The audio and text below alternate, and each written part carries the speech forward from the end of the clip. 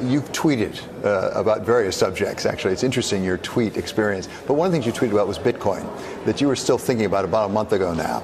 We now have the LME saying that they're actually, CME, sorry, actually saying they're going to start trading in futures on Bitcoins are a little too tangible for the London Metals Exchange. Yeah, that's right, exactly. Yes. So the CME is going to have futures with Bitcoin.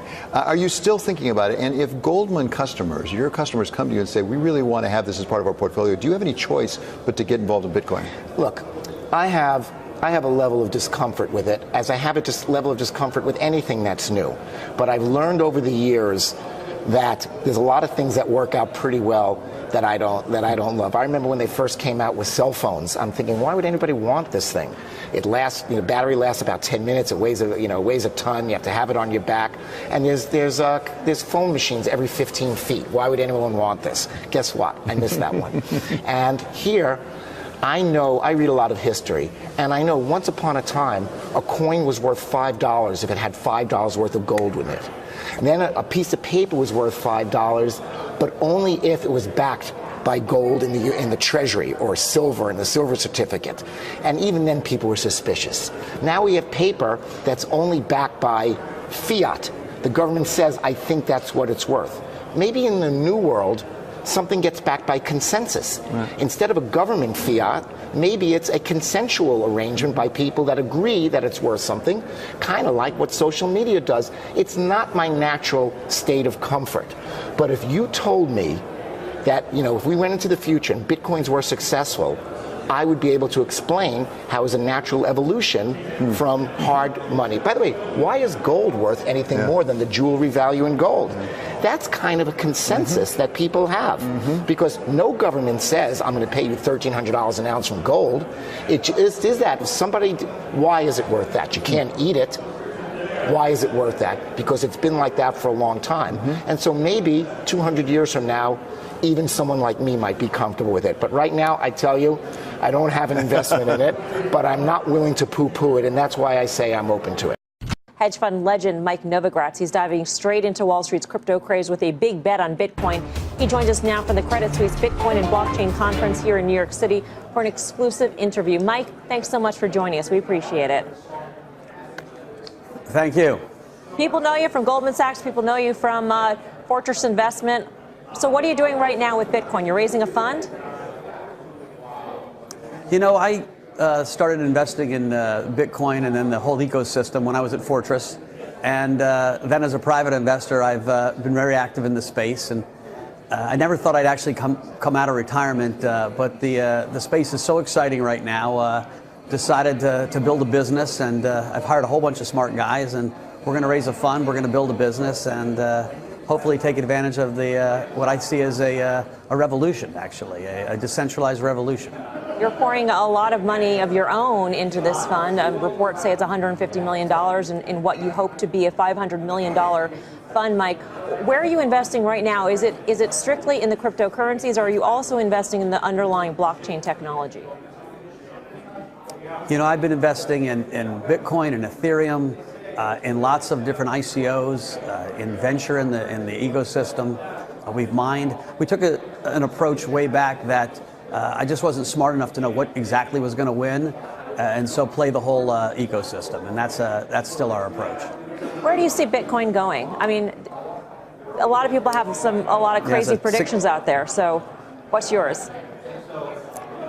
Listen, the one thing I've realized recently is I can hear the herd coming. I was just in San Francisco. I met with a few big institutional investors, and they're still a ways away, but they're coming. Lots of funds are being raised, and so I'm pretty confident to say it's going higher. The hard part about manias, and I think this will be a real mania, is you have to have a lot of imagination to think where things could go.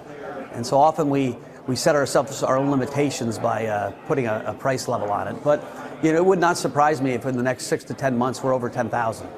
Over 10,000 in the next 6 to 10 months. Would you call this a bubble, Mike? I mean, if this were any other asset class, you'd say a move like that constitutes a bubble. Well, bubbles are funny because historically manias or bubbles happen around things that fundamentally change the way we live. If it's the railroad bubble or the internet bubble, they really did change the way we lived. This blockchain revolution, this decentralized revolution, is going to change the way we live. We've gone from kind of an experiment to now we're implementing. And I think just like in '97 when you thought about the internet, we could have never understood the ubiquity of the internet in 2017, even at the height of the bubble. 10 years, 15 years from now, blockchain and decentralized systems will be everywhere. And so, yes, it's a bubble. It's going to be one of the great manias of all time. Bitcoin happens to be the bellwether of this entire decentralized revolution. And so it's the easiest way people can get exposure to it. And so I think Bitcoin probably runs the hardest. But things like Ethereum, I think, will be the public utility of this new space. And so we've split our bets, and we were betting on a lot of the other ICOs as well. So the internet bubble imploded famously, Mike. So does that imply that Bitcoin, that bubble in Bitcoin will also have a similar sort of implosion? And how does that happen? What triggers that? Right now, total market cap of the whole blockchain, Bitcoin, Ethereum, ecosystem is roughly $200 billion. In 1999, the internet got up to around $6.5 trillion.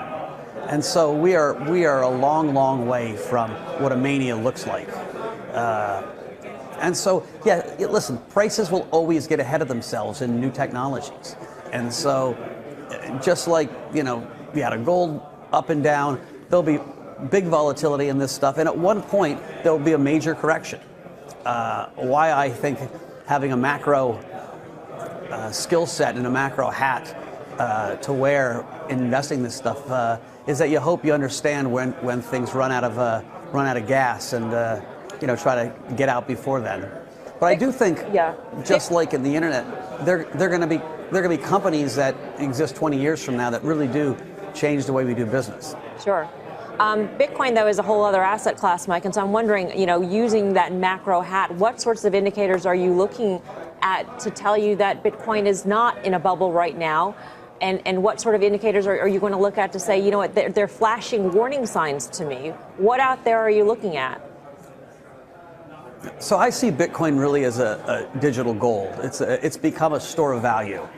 And a lot of people say, well, how can that be a store of value? Well, but why was gold a store of value, right? There are 20 other metals you could have picked, but somebody picked gold, maybe because it was shiny. There's a limited supply. My kids walk around, I have 4 kids, 60% of the waking day, their head's in a phone. And so they're growing up in a digital world. One day, their boyfriend's going to give them digital flowers, and they're going to really enjoy the flowers. My mom would say, I want real flowers. But as we move into a digital world, having a digital store of value makes more and more sense. And so where could the price of gold or silver go in a speculomania? Who knows? There are a limited amount of Bitcoins. Very few people own them at this point. There are less than 5 million people in the whole that have crypto wallets. And it's a world that all has access. So you've got people in Taiwan, in Korea, in Japan, in India, in the United States, in over Europe that can participate. And so I think, you've got to let your imagine run on this one, and things can go for a lot longer and a lot higher.